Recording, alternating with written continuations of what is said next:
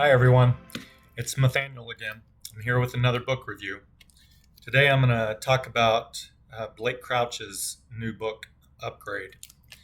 I was anticipating this book for a long time when I first heard about it, and then I happened to be at the library the day that it came out, and it was on the shelf, so I went ahead and picked it up and sped through it.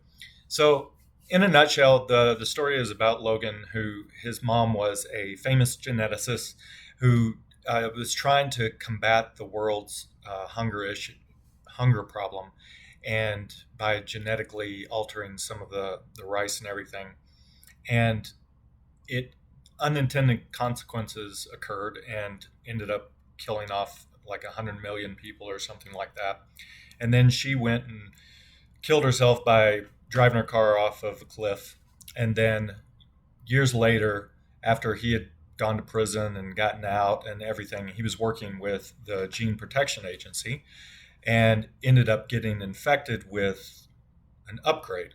So what was going on in his body is that his mind became sharper, his bones became denser, his muscles became stronger, all of these different things, right? Well, it turns out that his sister also received the upgrade, and they are meant to basically help humanity evolve into a more conscientious, intelligent species to save the world.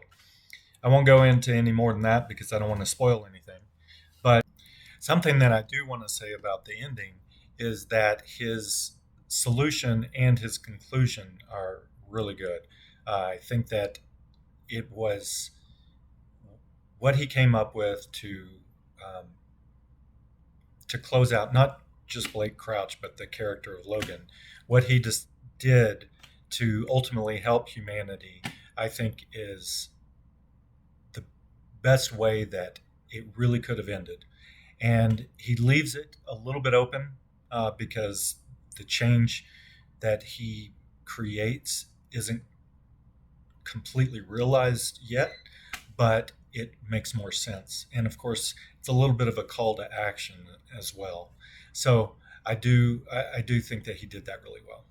But Blake Crouch, if you've ever read any of his other things like Dark Matter and Recursion, Dark Matter being my favorite, kind of blends genres a lot of times, whether it's sci-fi and detective, or that's often kind of how it is, or he has a lot of action in his stories, and he bases his a lot of his background on real science. So whether it's physics, genetics, or